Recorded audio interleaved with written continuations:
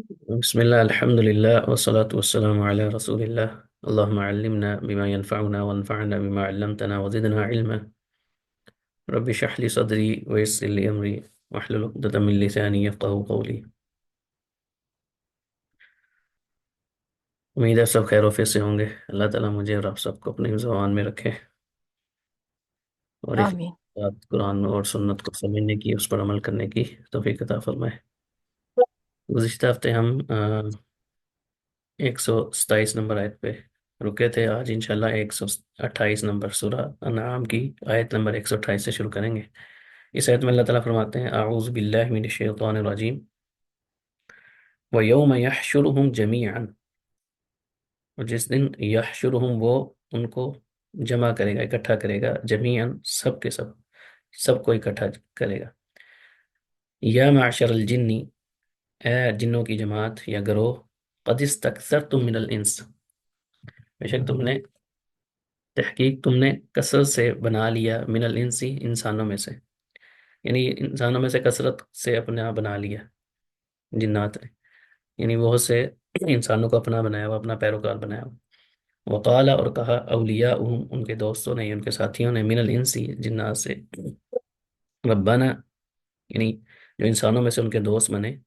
انہوں نے کیا کہا؟ ربنا، اے ہمارے رب، استمتع بعضنا ببعض، ہمارے بعض نے بعض سے فائدہ اٹھایا. استمتاع کا مطلب ہوتا ہے فائدہ اٹھانا، تو یہاں پہ استمتاع، فائدہ اٹھایا، بعضنا، ہمارے بعض نے، ببعض، بعض سے، یعنی ہم نے ایک دوسرے سے فائدہ اٹھایا.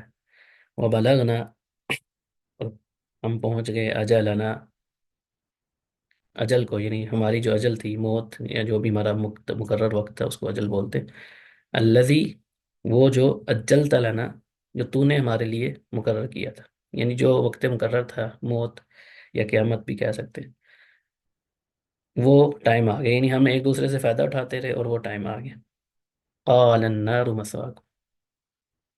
فرمائے گا، یعنی یہاں پہ اللہ تعالیٰ یہی ان کو کہے گا، النار مثواکم، آگ ہی تمہارا ٹھکانہ ہے. مثوا ٹھکانے کو کہتے ہیں. خالدین فیہا، تم ہم، یعنی خالدین فیہا، ہمیشہ رہو گے اس میں. الا ما شاء اللہ، سوائے اس کے کہ جو اللہ چاہے، یعنی کسی کو کتنی دیر رکھنا ہے، ہمیشہ رکھنا ہے، کیونکہ بعض لوگ یہ بھی ہوتا تھا کہ جو جہنم ہے وہ فنا ہو جائے گی. تو یہاں پہ یہ نہیں ہے کہ یعنی اللہ چاہے گا تو اس کو ختم کرنا چاہے تو ختم کر سکتا ہے. یہ اللہ تعالیٰ کے، اللہ کسی کا پابند نہیں ہے کہ اللہ تعالیٰ نے، لیکن چونکہ اللہ تعالیٰ نے چاہ لیا کہ اب انہوں نے ہمیشہ رہنا ہے، جیسے کہ دیگر آیات سے. ان ربک حکیم علیم، اور بے شک تمہارا رب جو ہے وہ حکیم اور علیم ہے. حکیم یعنی بہت زیادہ حکمت والا، اور علیم خوب علم والا. یہ دونوں جو ہے وہ مبالغے کے سیغے، بہت زیادہ حکمت والا اور خوب علم والا. اس آیت میں اللہ سبحانہ تعالیٰ ان لوگوں کا ذکر کر رہے ہیں جنہوں نے شیاطین کی پیروی کی. اب شیاطین کا جو مین مقصد ہوتا ہے وہ یہی ہوتا ہے کہ انسانوں کو اللہ کی عبادت سے غافل کر کے گمراہی کی طرف لے کے جانا. تو یہاں ایک معنی تو یہ مراد لیا گیا کہ جو جنات کا گروہ ہے نا، ان کو یہ کہا گیا کہ تم نے اپنے بہت سے پیروکار بنا لیے تھے. ظاہری بات ہے، کثرت، اکثریت جو ہے آج شیاطین کے پیچھے لگی ہوئی ہے. ہر دور میں ایسا ہوتا ہے کہ اکثر جو لوگ ہیں وہ ایسے ہی ہیں کہ انسانوں میں سے بہت سے لوگوں کو انہوں نے گمراہ کیا. جیسے اور دیگر کئی مقامات پہ بھی شیطان کا بھی یہ آتا ہے کہ وہ گمراہ کرے گا، یا وہ کہے گا کہ قیامت والے دن کہ میں نے تو ان کو صرف دعوت دی تھی، انہوں نے میری دعوت قبول کر لی، میں نے کوئی مجبور تو نہیں کیا تھا. یہ قیامت والے دن بھی وہ یہ بات کرے گا.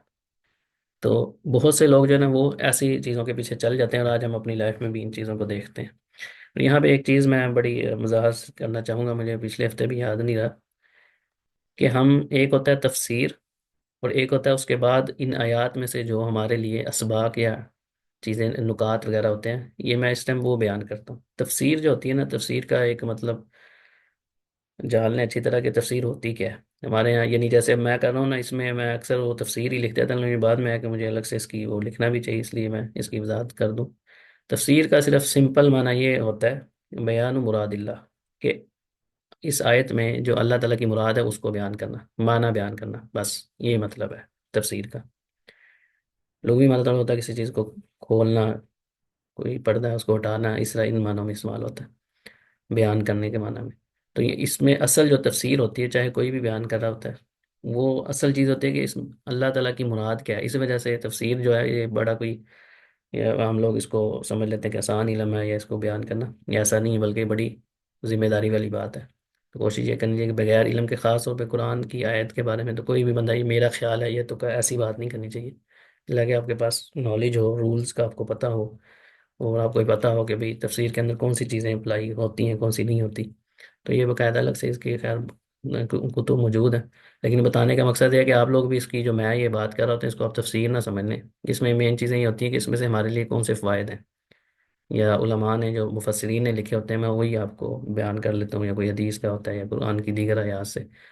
یعنی اس میں ہمارے لیے کون سے مسائل ہیں جو علماء نے بیان کیے ہیں. تو بعض کا کچھ چیزیں ایسی ہوتی ہیں جو جس کا تعلق ڈائریکٹلی تفسیر سے نہیں ہوتا. تو بیان مراد اللہ کہ اللہ کی بات سے کیا مراد ہے یہ تو بیان کر دیتے ہیں. اس کے بعد اس میں سے ہمارے لیے کچھ فوائد ہوتے ہیں، جیسے احادیث میں سے ہم مسائل استنباط کرتے ہیں، جیسے یہ مسئلہ بھی ثابت ہوتا ہے، اس سے یہ مسئلہ ثابت ہوتا ہے.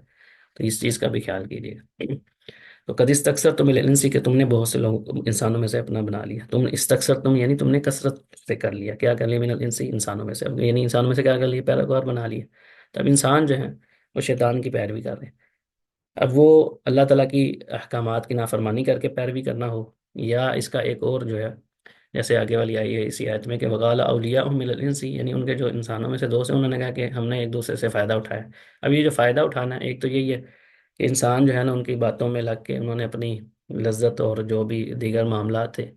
الٹے سیدھے کام کر کے فائدہ اٹھایا. تو بعض کا گناہوں میں لذت ہوتی ہے، انسانوں کو آتی ہے لذت کہ بھی یہ کہ اس کام سے کیوں روکا ہے، اس میں مجھے بڑا مزہ آتا ہے یہ وہ. ایک تو یہ فائدہ اٹھانا ہے. اور جنات نے کیا کیا ہوا؟ جنات نے ان کو گمراہ کیا. ان کا کام ہی ہے کہ شیطان کا یہ مین مقصد یہ ہے کہ اللہ کی راہ سے لوگوں کو گمراہ کرنا. تو جو شیاطین الجن ہیں ان کا یہ کام ہے. تو ان دونوں نے اس طریقے سے ایک دوسرے سے فائدہ اٹھایا. دوسرا ایک معنی مفسرین نے اس کا یہ بیان کیا کہ فائدہ اٹھانے سے مراد یہ ہے، جیسا کہ حدیث میں بھی آتا ہے کہ جب اللہ تعالیٰ وحی نازل کرتے تھے، جب بھی کوئی پیغام آتا ہے نا تو شیاطین آسمان پہ جاتے ہیں، اوپر جاتے ہیں کہ کوئی نہ کوئی بات سن لیں. کیونکہ ایک لمبی طویل حدیث ہے جس میں یہ کہ جب اللہ تعالیٰ کوئی فرمان، اللہ تعالیٰ فرماتے ہیں، کوئی حکم دیتے ہیں، تو سب سے پہلے جبریل علیہ السلام سنتے ہیں. اس کے بعد پھر دیگر جو فرشتے ہیں ان کو کہا جاتا ہے کہ میرے رب نے یہ فرمایا. تو اس طرح کرتے کرتے نیچے تک بات آتی ہے. یعنی وہ ایک فرشتے ایک دوسرے کو خبر دے رہے ہوتے ہیں. تو اس سے جو ہوتے شیطان کیا کرتے تھے، شیطان جاتے تھے اور کوئی نہ کوئی بات سنتے، ان کو سمجھ آتا ہے کہ ہم کوئی سن لیں، کو پتہ چل جائے ہمیں. تو وہ آ کے نیچے جو عراف قسم کے لوگ ہوتے ہیں جن کو ہم کاہن، نجومی ٹائپ کہتے ہیں، تو بعض بات یہ ہوتا ہے کہ وہ کوئی بات کر رہے ہوتے ہیں تو وہ حقیقت میں بھی صحیح ہوتی ہے، لیکن جو انہوں نے ساتھ میں سو جھوٹ اپنی طرف سے ملائے ہوتے ہیں اس کی طرف لوگوں کا دھیان نہیں جاتا. جو ایک بات جو حقیقت میں حق تھی وہ لوگوں کو پتہ چلتی ہے کہ اس نے یہ کہا تھا کہ پورا ہو گیا، اور جو اس کے علاوہ 99 جھوٹ بولے ہوتے ہیں اس کے اوپر کسی کا دھیان نہیں جاتا. تو اسی لیے نجومی کے پاس جانا یا عراف کے پاس جانا، اسی طرح جو ہاتھ دیکھنے والے لوگ ہیں ان کے پاس جانا، یہ شریعت اسلامیہ میں منع کیا گیا ان چیزوں سے. بلکہ ایک حدیث میں تو یہ کہ جو بندہ اس طرح کسی کے پاس جائے گا، اس سے کچھ ایسی خبر پوچھی غیب کے بارے میں، تو اس نے مجھ پہ نازل ہونے والی چیز کا انکار کر دیا. یہ رسول اللہ علیہ وسلم کا فرمان ہے، حدیث کا ایک مفہوم ہے. تو یہ کوئی معمولی بات نہیں ہے، بڑا خطرناک ہے. اور آج کل ہمارے یہاں ہر ایسے لوگوں کی کثرت ہے، اور لوگ خاص طور پہ خواتین جو ہے نا ان چیزوں سے زیادہ متاثر ہوتی ہیں، وہ جاتے ہیں اور ان چیزوں کو ہلکا سمجھ جاتا ہے. اسی طرح ٹی وی پہ بھی آپ دیکھتے ہیں، ہمارے ٹی وی جو ٹاک شوز ہیں ان کے اندر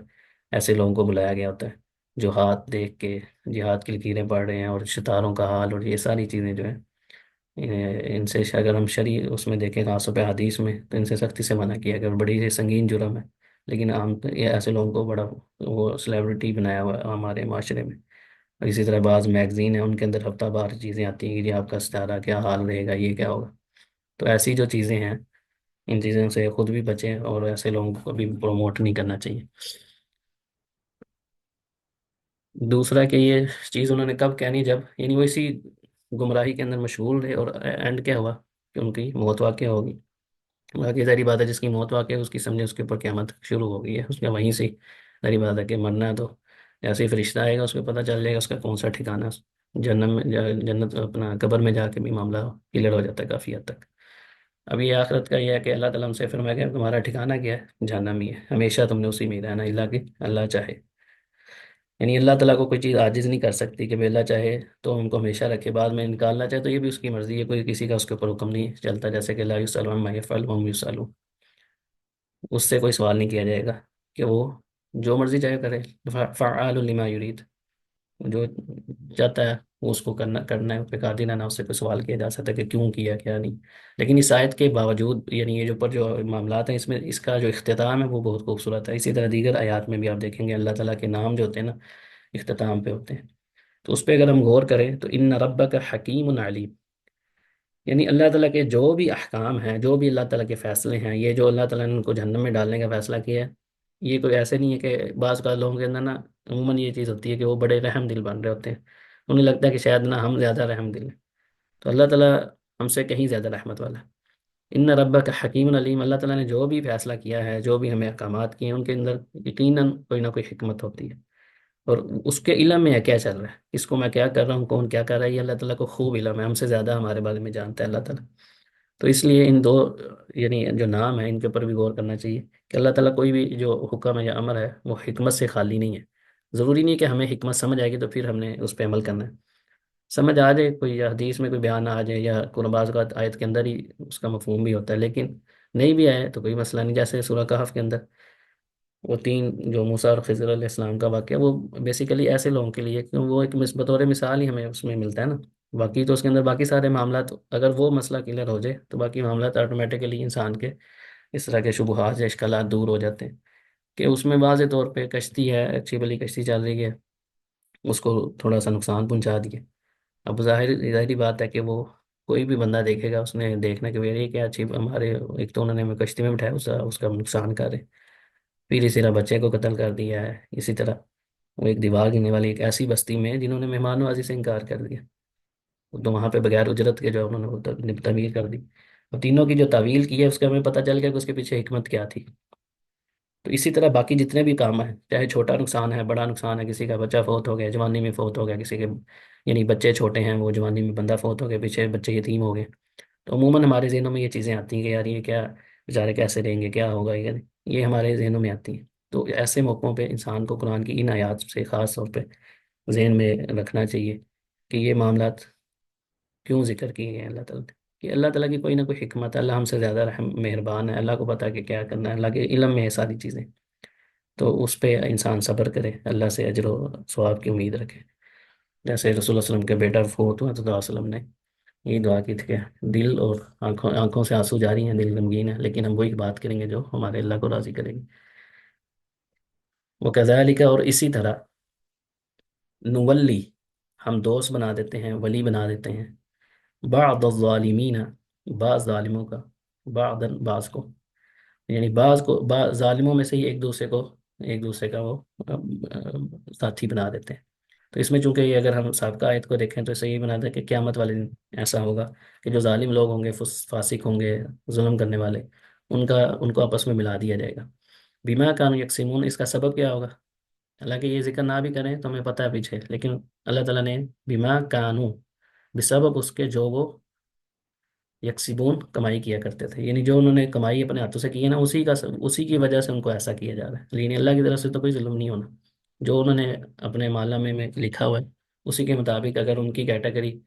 اس میں بنتی ہوگی،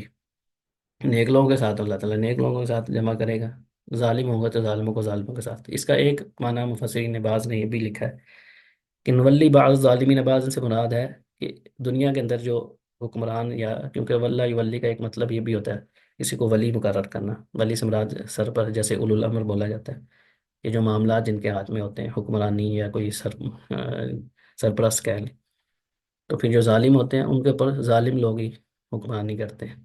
تو یہ بھی بعض اوقات ہوتا ہے، یہ بھی بہرحال ایک معنی ٹھیک ہے، لیکن یہاں پہ اگر دیکھا جائے سیاق سے تو اس کا جو زیادہ قریب معنی سمجھ میں آتا ہے وہ یہ ہے کہ قیامت والے دن کی بات ہو رہی ہے، یا دونوں معنی بھی اپنی اپنی جگہ پہ درست ہو سکتے ہیں، اللہ عالم۔ یا معشر الجن والانس، اے جنوں اور انسانوں کا گرے، الم یاتکم رسل منکم، کیا نہیں آئے تھے تمہارے پاس رسول، یہ رسول، یہ رسول کی جمع رسول ہے، الم یاتکم کیا نہیں آئے تھے تمہارے پاس، رسول، رسول، منکم تمہیں میں سے، یقصون وہ بیان کرتے تھے واقعات کرتے علیکم تمہارے اوپر، یعنی وہ تمہیں تذکیر کرتے تھے، نصیحتیں کرتے، آیاتی میری، یہ قصون کا مطلب بیان کرنا، علیکم تم پر آیاتی میری آیات کو، وَيُنذِرُونَكُمْ اور وہ ڈراتے تھے تم کو، ڈرایا کرتے تھے، لقاء یومکم ھذا آج کے دن کی جو ملاقات ہے اس سے تمہیں وہ ڈرایا نہیں کرتے تھے کہ تمہارے پاس کوئی رسول نہیں ہے، قالوا وہ کہیں گے، شہیدنا ہم گواہی دیتے ہیں، ہم نے گواہی دی، یا ہم گواہ بنتے ہیں، یہ بھی کہہ سکتے ہیں، کس کے اوپر گواہ بن رہے ہیں؟ علی انفسنا اپنے آپ پر، یعنی وہ خود اپنے خلاف ہی گواہی دیں گے۔ اس میں شاہدہ لہو ہو تو اس کا مطلب ہوتا ہے کسی کے حق میں گواہی دینا، اور علا ہو تو اس کا مطلب ہوتا ہے کسی کے خلاف گواہی دینا۔ تو قالوا شہیدنا علیکم تو وہ کہیں گے ہم گواہی دیتے ہیں علی انفسنا اپنے آپ پر، یعنی اپنے نفسوں پہ ہی ہم گواہی دیتے ہیں، یعنی اس چیز کی وغرتہم الحیات الدنیا، ایک تو یہ ہے کہ اللہ تعالیٰ نے سوال پوچھا نا کہ کیا تمہارے پاس رسول نہیں آئے تھے، تمہیں کسی نے ڈرایا نہیں تھا آج کی ملاقات کے بارے میں؟ وہ کہیں گے ہم گواہی دیتے ہیں اپنے اوپر، یعنی اپنے خلاف گواہی دے رہے کہ ہاں جی آئے تھے ہمارے پاس رسول۔ ایسے سورہ ملک میں بھی ہے نا، وہاں پہ بھی اسی طرح کے، تو وہ وہاں پہ کہیں گے اسی طرح سورہ سجدہ میں ہے کہ قالوا لو نعقل او كنا نعمل صالحا، کاش ہم عقل سے کام لیتے، نیک اعمال کرتے، تو افسوس کریں گے وہاں پہ۔ وغرتهم الحیات الدنیا اور دھوکے میں ڈال دیا ان کو الحیات الدنیا دنیا کی زندگی نے، یعنی دنیا کی چکو چوند اور یہ زیب و زینت اور یہ سارا اسی کے پیچھے ہی لگے رہے، ان کو لگا جیسے شاید اب بس ہمیشہ ہم نے ادھر ہی رہنا ہے، تو دنیا کی زندگی نے جو ہے نا ان کو دھوکے میں ڈالی رکھا ہے، اسی چکر میں ان کو غافل رہے آخرت سے۔ وہ شاہد اور وہ گواہی دیں گے اعلیٰ انفسہم اپنے اوپر، انہم کانوا کافرین کہ وہ کافر تھے، یعنی بعض جگہوں پہ آپ نے دیکھا کہ وہ اس چیز کا انکار بھی کریں گے، ایسا نہیں کہ انکار نہیں کریں گے، جیسے سورہ یاسین میں بھی آتا ہے 23 اس بارے میں کہ بعض جگہوں پہ وہ انکار کریں گے، لیکن اللہ تعالیٰ پھر ان کے جو اعضاء ہیں نا زبانوں کے اوپر مہر لگا دے گا، یعنی منہ ان کے بند کر دے گا، پھر ان کے جو اعضاء ہیں ہاتھ پاؤں یہ سارے گواہی دیں گے ان کے خلاف، ان کی حتیٰ کہ جلد تک بھی جو ہے نا گواہی دے گی، وہ خود بھی حیران ہوں گے بھی یہ کیوں بول رہے ہیں، تو وہ یہی کہیں گے قالوا انطقنا اللہ الذی انطق کل شیء، یہ جو ہم زبان بولے نا یہ ہمیں بولنے کی صلاحیت اسی ذات نے دی ہے جس نے ہر شے کو بولنے کی صلاحیت دی ہے، تو اس دن ہماری جلد، ہمارے اعضاء، ہاتھ پاؤں یہ خود ہمارے خلاف گواہ بن جائیں گے، کیونکہ اللہ تعالیٰ ان کو بولنے کی صلاحیت دے گا، اور انسان حیران ہوگا کہ وہ یہ کیسے بول رہے ہیں، تو وہ کہیں گے قالوا انطقنا الذی انطقنا اللہ الذی انطق کل شیء، کہ ہمیں بھی اسی نے بلوایا جس نے ہر چیز کو بلوایا، تو یہ اللہ تعالیٰ کی شان ہے، جس کو چاہے بولنے کی صلاحیت دے جیسے چاہے، جیسے پتھر کے بارے میں آتا ہے رسول حدیث میں آتا ہے کہ رسول اللہ نے فرمایا کہ مکہ میں ایک پتھر ہے وہ مجھے سلام کرتا تھا، اسی طرح وہ صحیح بخاری میں حدیث ہے کھجور کے تنے والی کہ اس کے ساتھ ٹیک لگا کے رسول اللہ صلی اللہ علیہ وسلم خطبہ کا جمعہ دیا کرتے تھے، تو جب رسول اللہ صلی اللہ علیہ وسلم کے لیے ممبر بن گیا تو اس تنے سے رونے کی آواز آئی جیسے چھوٹا بچہ روتا ہے، صحابہ نے بھی سنا، پھر رسول اللہ صلی اللہ علیہ وسلم نے اس کو جا کے اس پہ ہاتھ رکھا، اس کو تسلی دی، حالانکہ بے شک جب ظاہر دیکھا جائے تو اس کھجور کا سوکھا ہوا تھا نا، اس میں جان نہیں ہے لیکن اس کو اس چیز اتنی بھی جدائی نہیں برداشت ہوئی کہ ایک ممبر جو ہے نا کتنا فاصلہ ہوتا ہے، تھوڑا سا آتا ہے، بہرحال ایسے اور بھی کئی واقعات ہیں جس سے ہمیں پتہ چلتا ہے کہ اللہ تعالیٰ جسے چاہے بولنے کی صلاحیت دے گا، خاص طور پہ قیامت والے دن جب وہ انکار کریں گے، لیکن بعض موقعوں پہ ایسے بھی ہوگا کہ جب ان کے پاس کوئی چارہ ہی نہیں ہوگا بات کرنے کا، تو پھر کیا کریں گے، وہ اپنے اپنے خلاف خود گواہی دیں گے کہ ہاں بھائی یہ بات ٹھیک ہے، ہم ہی کافر تھے، ہمیں دنیا کی زندگی نے غفلت میں ڈالے رکھا، اور اللہ کے رسول آتے رہے کہ نہیں، وہ آئے ہیں ان کے پاس، ایسا نہیں کہ ان کے پاس اللہ کے رسول نہیں آئے، یا اللہ تعالیٰ نے بغیر ان کے اوپر حجت قائم کی ان کو سزا دے رہے ہیں، بلکہ انہی کی زبان سے یہ ہوگا کہ ان کے کوئی زیادتی نہیں ہو رہی، جو وہ ہو رہا ہے ان کے اپنے اعمال ہیں جو ان کے سامنے آ رہے ہیں۔ اللہ تعالیٰ ہم سب کو محفوظ رکھے۔ آگے اللہ تعالیٰ فرماتے ہیں ذَلِكَ أَن لَّمْ يَكُونُوا ذَلِكَ أَن لَّمْ يَكُن رَّبُّكَ مُهْلِكَ الْقُرَىٰ، یہ اس لیے کہ بے شک تیرا رب، لم یکن ربک نہیں ہے تمہارا رب، مہلک القریٰ ہلاک کرنے والا بستیوں کو، بظلم ظلم کے ساتھ، یعنی اللہ تعالیٰ کسی بھی بستی پہ جب بھی کسی کو ہلاک کرتے ہیں تو اللہ تعالیٰ کسی پہ ظلم نہیں کرتے، ایسا کرنے والے اللہ تعالیٰ کی ذات نہیں ہے، وہ اہلھا غافلون اس حال میں کہ اس کے جو اہل ہیں اس بستی کے رہنے والے ہیں وہ غافل ہوں، ایسا نہیں ہے، یعنی اللہ سبحانہ تعالیٰ جب بھی کسی بستی کو ہلاک کرتے ہیں تو اس کے اوپر حجت قائم ہوتی ہے، یعنی رسول اس تک پہنچے ہوتے ہیں، اللہ تعالیٰ کا پیغام پہنچ چکا ہوتا ہے، پھر اللہ تعالیٰ ان کو ہلاک کرتے ہیں۔ ایسا نہیں ہے کہ کسی تک پیغام ہی نہیں پہنچا، دعوت پہنچی نہیں ہے اسلام کی، تو ہم اس کے بارے میں کہیں گے اس کو ہلاک کر دیتا، ایسا اللہ تعالیٰ کا قانون نہیں ہے۔ بلکہ اللہ تعالیٰ پہ حجت قائم کرتے ہیں، رسولوں کو بھیجتے ہیں، اللہ تعالیٰ کا پیغام پہنچ جاتا ہے، اس کے بعد اگر کوئی نافرمانی کرتے ہیں تو اس کی اللہ تعالیٰ نے مختلف سزائیں رکھی ہیں، اور یہ ان کے اپنے اعمال کے سبب ہوتا ہے، اللہ تعالیٰ کسی پہ کوئی ظلم نہیں کرتے۔ تو اس میں یہ بھی پتہ چلتا ہے کہ اللہ تعالیٰ کسی بھی بستی کو ہلاک نہیں کرتے جب تک اس کے اوپر حجت قائم نہ ہو۔ وَلِكُلٍّ دَرَجَاتٌ مِّمَّا عَمِلُوا، ہر ایک کے لیے درجات ہیں، مما عملو، اسی کے سبب جو انہوں نے عمل کیے، یعنی اسی میں سے عملو جو انہوں نے وہ عمل کرتے کیے، ماضی کا صیغہ عمل یا عمل سے، یعنی جس طرح کے جس کے عمل ہوں گے اسی مطابق اس کے درجات ہوں گے، یعنی ہر ایک کے لیے مختلف درجات ہیں۔ وما ربک بغافل عما یعمل وما ربک بغافل عما یعملون، اور تیرا رب اس سے ہرگز بے خبر نہیں ہے جو وہ کر رہے ہیں، یعنی اللہ تعالیٰ کے علم میں ہے۔ ایک تو یہ کہ یہاں پہ قیامت والے دن جو درجات ہوں گے، ایک ہوتا ہے درجات، درجات بیسیکلی بولتے ہیں بلندی کی طرف جو چیزیں ہوتی ہیں نا، اوپر جانا، ایک درجہ دو درجہ جیسے سیڑھی کے سٹیپ ہوتے ہیں، لیکن اگر ان کو ہم نیچے کو لے کے آئیں گے تو اس کو کہتے ہیں درکات، فی الدرک الاسفل من النار، منافقین کے بارے میں ہے نا کہ سب سے نچلے درجے میں ہوں گے، یعنی اوپر کو جائیں گے تو اس کو عربی میں کہا جاتا ہے درجہ، درجات جمع ہے، اور نیچے کو جائیں گے تو وہ درکات، نیچے کو جتنا نیچے جاتے رہیں گے اتنا وہ نیچے والا۔ تو یہ جہنمیوں کے لیے درجات ہوں گے، جن دن کے لیے درجات ہیں، یہ مختلف یہاں پہ کیونکہ اکٹھی بات ہو رہی ہے تو درجات بولا جاتا ہے کہ ہر کسی کے اس کے اعمال کے مطابق ہوں گے، جس طرح کے اعمال ہوں گے اسی طرح کے اس کے ساتھ اس کو درجات ملیں گے، جنت میں یا جنت میں جو بھی۔ اللہ تعالیٰ ہم سب کو محفوظ رکھے۔ وما ربک بغافل عما یعملون، اور اللہ تعالیٰ کسی کے یعنی جو وہ عمل کرتے ہیں اس سے اللہ تعالیٰ غافل نہیں ہے۔ بعض لوگ اس میں آ جاتے ہیں، بہکاوے میں یا غلط فہمی ان کو ہو جاتی ہے کہ اللہ تعالیٰ نہیں دیکھ رہی، اللہ تعالیٰ کے علم میں نہیں ہے۔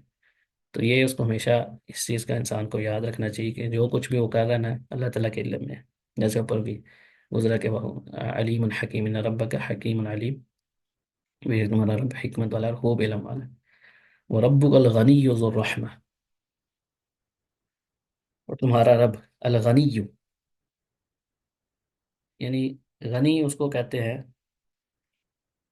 جس کو کسی کی کوئی یعنی بالکل بے پرواہ، کوئی کیا عبادت کر رہا ہے تب بھی اس کو کوئی فائدہ نہیں ہے، کوئی نہیں کر رہا تب بھی، دونوں طرح اس کو کسی کی کوئی پرواہ نہیں ہے، جیسے الصمد کا معنی ہوتا ہے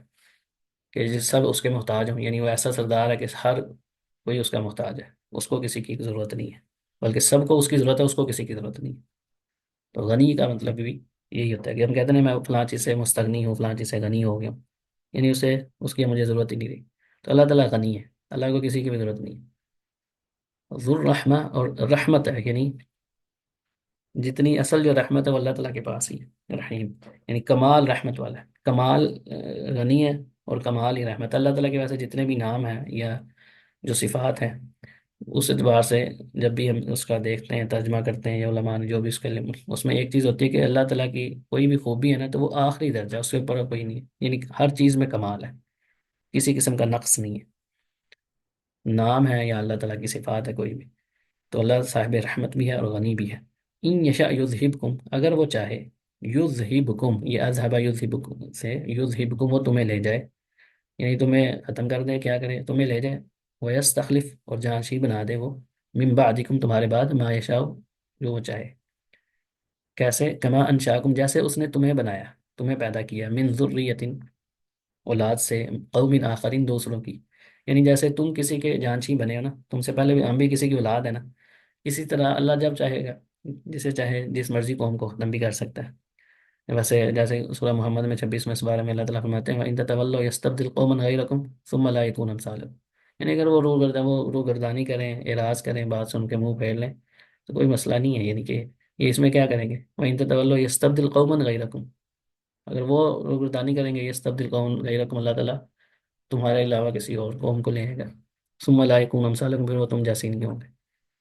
تو کسی اس خوش فہمی میں نہیں پڑھنا چاہیے کہ ہماری پتہ نہیں یہاں پہ آیت کا جو آغاز ہے اس میں کہ اللہ تعالیٰ غنی ہے، کوئی ساری زندگی جو ہے نا وہ ابو جہل کی طرح مال کرتا رہے، اس سے بھی اللہ تعالیٰ کو کوئی فرق نہیں پڑتا، کوئی جو ہے وہ سب سے نیک ہو جائے تب بھی اللہ تعالیٰ کی سلطنت میں اس نے کوئی اضافہ نہیں کرنا، نہ اللہ تعالیٰ کو اس کی ضرورت ہے، نہ عبادت کی، نہ کسی چیز کی، کچھ بھی نہ کرے۔ جو ہوگا اس کے ساتھ ہی ہونا ہے۔ ساری کی ساری دنیا ایسی ہو جائے، ساری کی ساری دنیا نیک ہو جائے، ساری کی ساری دنیا فاجر بن جائے، تو اللہ کی سلطنت میں کوئی ذرا برابر بھی نہ کوئی فرق آئے گا، نہ اس کو پرواہ ہے کسی چیز کی۔ وہ غنی ہے۔ جو بھی ہم کر رہے ہیں یہ ہمارے اپنے لیے، ہمارے ہی فائدہ ہے اس کے اندر۔ یہ اللہ تعالیٰ کا نظام ہے۔ تو اللہ تعالیٰ چاہے گا جیسے تمہیں کسی کا جانشین بنایا، اسی طرح تمہارا بھی کسی کو بنا سکتا ہے۔ یعنی اس میں ایک طرح کی یوں سمجھ لیں کہ بعید کہہ لیں کہ انسان کو کبھی بھی اس چکر میں نہیں ہونا چاہیے کہ میں پتہ نہیں کیا ہوں، میرے بغیر نظام نہیں چلے گا۔ ایسے بڑی دنیا میں آ کے ہم سے پہلے پہلے جا چکے ہیں جو سمجھتے ہیں کہ ہمارے بغیر نظام نہیں چلے گا، چل بھی رہا ہے سارا کچھ، ان کو کہ جانتا بھی نہیں ہے۔ انما توعدون لآت، بے شک جو تم سے وعدہ کیا جاتا ہے، لآت وہ ضرور آنے والا ہے۔ وما انتم بمعجزین، اور تم اس کو ہرگز عاجز نہیں کر سکتے۔ یعنی یہ جو قیامت کا تم سے وعدہ کیا جاتا ہے کہ قیامت کا دن آئے گا، یہ اس نے جو وعدہ کیا جا رہا ہے ایسا ہونا ہی ہونا ہے۔ وما انتم بمعجزین، اور تم کسی صورت عاجز کرنے والے نہیں ہو۔ یعنی اللہ تعالیٰ کو کوئی بھی بندہ یہ نہیں کر سکتا کہ اس کو اس کا اگر اس نے کسی چیز کا فیصلہ کر لیا ہے تو اس کو کوئی روک لے۔ واللہ غالب علی امرہ، اللہ تعالیٰ اپنے امر پہ غالب ہے، یعنی اس کا امر ہر چیز پہ غالب ہو کے رہتا ہے۔ جو اس نے فیصلہ کر لیا، پھر ساری دنیا آپ کے مخالفت ہے، وہ نہیں ہونا۔ ولیکن اکثر الناس لا یعلمون، جیسے سورہ یوسف میں آتا ہے نا کہ اکثر لوگوں کو علم نہیں ہے اس چیز کا۔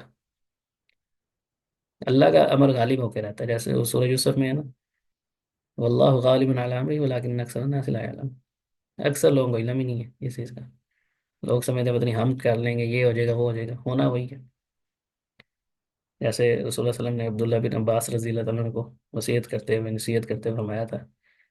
کہ ساری کی ساری دنیا تم جمع ہو کے تمہیں کوئی نقصان پہنچانا چاہے تو اتنا کوئی نقصان نہیں پہنچاتا سوائے اتنا جتنا اللہ تعالیٰ نے لکھ دیا ہے، اور سارے تمہیں کوئی فائدہ پہنچانا چاہیں تو نہیں کوئی فائدہ دے سکتے جو سوائے اس کا جتنا لکھ دیا گیا۔ تو انسان کو اللہ پہ توکل کرنا چاہیے، اللہ سے مانگنا چاہیے، اللہ تعالیٰ کے اوپر بھروسہ رکھنا چاہیے۔ باقی ساری دنیا مخالفت بھی کرے، سارا کچھ کرے، اللہ تعالیٰ کا امر جو ہے نا وہ غالب ہو کے رہتا ہے، اس کو کوئی ٹال نہیں سکتا۔ سورہ یوسف کے اندر یہاں پہ یہ آیت ہے، اس میں پوری صورت آپ سب کے علم میں ہے، کئی دفعہ ہم نے سنے بھی ہے، پڑھے بھی ہیں۔ اور اس میں کیا ہے کہ سارے کے سارے دیار غیر میں نبی تھے، قید میں تھے، کوئی رشتہ دار نہیں، کوئی سفارشی نہیں، کوئی تعلق والا نہیں ہے۔ ایک چھوٹا سا سبب بنا خواب، یعنی جب ان اللہ لطیف، اللہ تعالیٰ لطیف ہے تو لطیف یعنی بریک بھی نہیں ہے، ہم کہتے ہیں نا بہت ہی، تو لطیف کا ایک مطلب ہوتا ہے ہلکا پھلکا، یعنی کسی چیز کو لطیف جو ہے بڑی ہلکی پھلکی چیز۔ تو ایک سبب ہوتے ہیں بہت بڑا، کسی کی جی کسی وزیر اعظم کی سفارش آ گئی، جی فلاں ہو گیا، یہ ہو گیا، کوئی بہت بڑا کام ہو گیا، ایسا نہیں ہے۔ لیکن اللہ تعالیٰ نے جب ان کو نجات دینی تھی، جیل سے نکالنا تھا، کیا سبب بنا ہے؟ ایک عام سا خواب ہے۔ خواب بھی اس کو ہی ہے، بادشاہ کو، ٹھیک ہے، جو خواب اس کو ہے، خواب ہی سبب بنا ہے ان کی جیل سے رہائی کا۔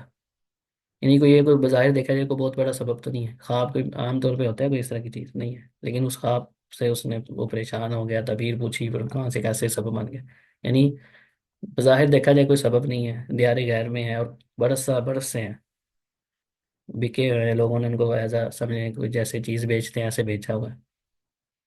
یعنی جو ایک عام معاشرے میں جس کی کوئی حیثیت نہیں ہوتی، یوں سمجھ لیں کہ اس طرح کی عام طور پہ بات کی جا رہی ہے، لیکن اللہ تعالیٰ نے پیغمبروں کو عزت دی، ان کو محل میں رکھا اور سارے پروٹوکول میں رہے، لیکن جب ان کے اوپر معاملہ بنا اس طرح کا، اتنی بڑی آزمائش تھی، جیل میں چلے گئے، کوئی سفارشی نہیں ہے، نہ کسی سے کوئی واقفیت ہے، نہ کوئی رشتہ دار ہے، اپنے رشتہ دار تو سارے دور تھے،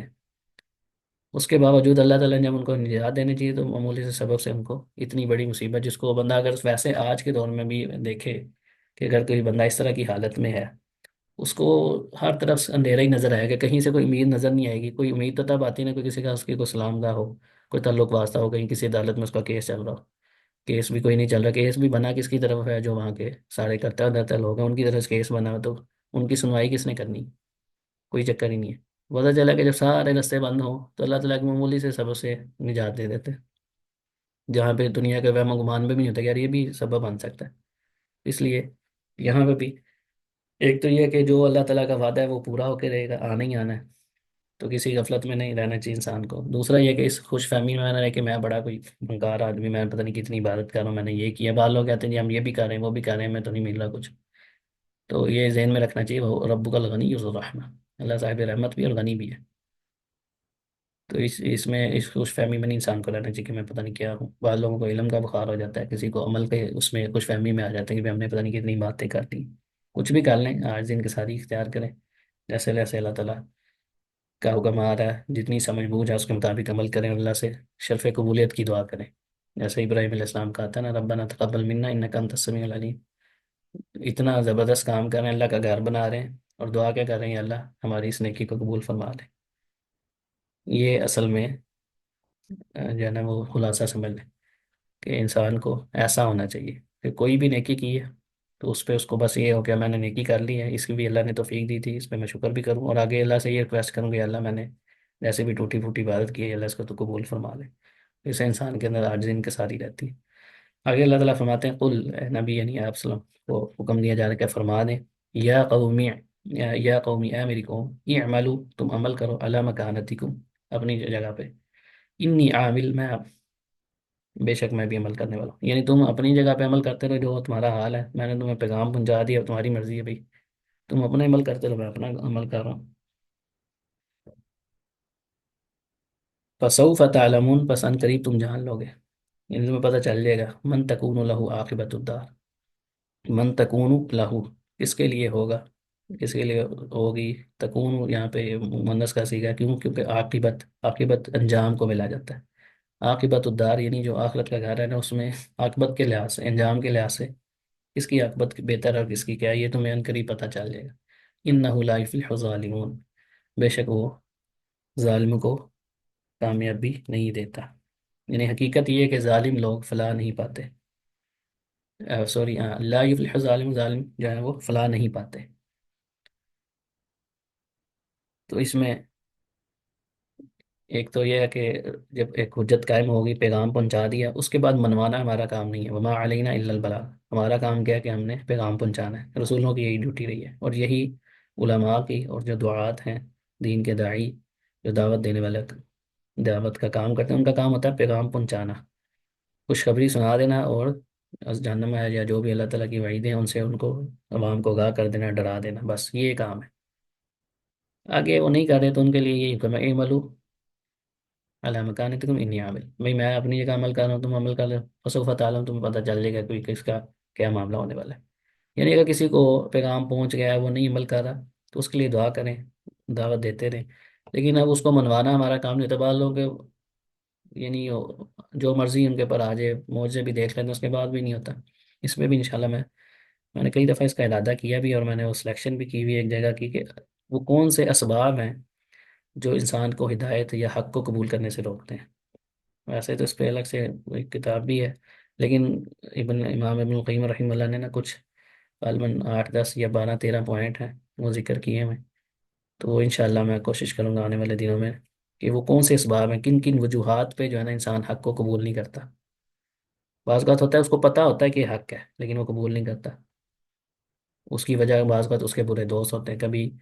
کسی، یعنی اس کو یہ ڈر ہوتا ہے کہ میں اگر یہ قبول کر لوں گا تو مجھے یہ میرے ملک سے یا میرے گھر سے نکال دیا جائے گا، یا میری فیملی مجھ سے بائی کاٹ کر لے گی. کہیں پہ اس کو اپنی معیشت کا، اپنے عہدے کے جانے کا خدشہ ہوتا ہے. تو اس کی ہم مثالیں بھی پڑھیں گے جو حدیث میں یا قرآن میں بیان ہوئی ہیں ساتھ ساتھ. تو وہ انشاءاللہ میں تفصیل سے وہاں پہ ذکر کروں گا باذن اللہ. آج ہم اسی آیت پہ رکتے ہیں 135 نمبر پہ، کیونکہ آگے ایک نیا موضوع شروع ہو رہا ہے. وہاں سے ہم انشاءاللہ اگلے ہفتے پورا اس کو پڑھیں گے. اگلے ہفتے کے بارے میں یہ ہے کہ تھوڑا ابھی کنفرم نہیں ہے کلاس کا، کیونکہ منگل کو میں نے جانا ہے پاکستان. تو میں بھی اگلے ہفتے میں کلاس لوں یا نہ لوں، انشاءاللہ کوشش کروں گا لوں کلاس، لیکن نہ لے سکا تو 2 ہفتے کے لیے میں بہرحال میسج کر دوں گا گروپ کے اندر باذن اللہ. تو ابھی ہم اسی پہ اتفاق کرتے ہیں. اللہ تعالیٰ سے دعا کہ اللہ تعالیٰ مجھے بھی اور آپ سب کو بھی اخلاص کے ساتھ خالصتاً اپنی رضا کے لیے جو کچھ میں نے سنا ہے، جو کچھ سنایا ہے، اس میں مجھے بھی عمل کی توفیق عطا فرمائے، اور کما حق کو دوسروں تک پہنچانے کی توفیق دے. جب تک زندہ ہیں اسلام پر قائم رہنے کی، قرآن و حدیث کے مطابق زندگی بسر کرنے کی توفیق عطا فرمائے. جب بھی موت دے، عقیدہ توحید کی حالت میں، ایمان کی حالت میں موت دے، شہادت کی، اور پڑھتے وقت کلمہ طیبہ پڑھنا نصیب فرمائے. بارک اللہ لی ولکم ولسائر المسلمین. سبحانك اللهم وبحمدك نشهد ان لا اله الا انت نستغفرك ونتوب اليك وصلى الله على نبينا محمد. انشاءاللہ 10 منٹ بعد ہم جو ہمارا پچھلے ہفتے قواعد اربع کا آخری جو حصہ تھا وہ رہ گیا تھا، وہ ہم کمپلیٹ کرتے ہیں، جس میں ہم پڑھیں گے کہ جو مشرکین مکہ تھے یا رسول اللہ علیہ وسلم کے دور کے جو مشرک تھے ان میں، اور آج کے دور میں جو مشرک ہیں، آج کے جو دور کے مشرک ہیں وہ زیادہ شرک کے اندر پھنسے ہوئے ہیں بنسبت اس دور کے مشرکین کے۔ اس میں ہم تقریباً 10 نکات پڑھیں گے جو اس چیز پہ دلالت کرتے ہیں کہ آج کے جو مشرکین ہیں وہ ان سے زیادہ بدتر ہیں۔ اس کی ہم دلیل بھی اور نکات پہ ہم زیادہ تفصیل سے بات کرتے ہیں۔ اللہ تعالیٰ آپ سب کو سلامت رکھے۔ والسلام علیکم ورحمۃ اللہ وبرکاتہ۔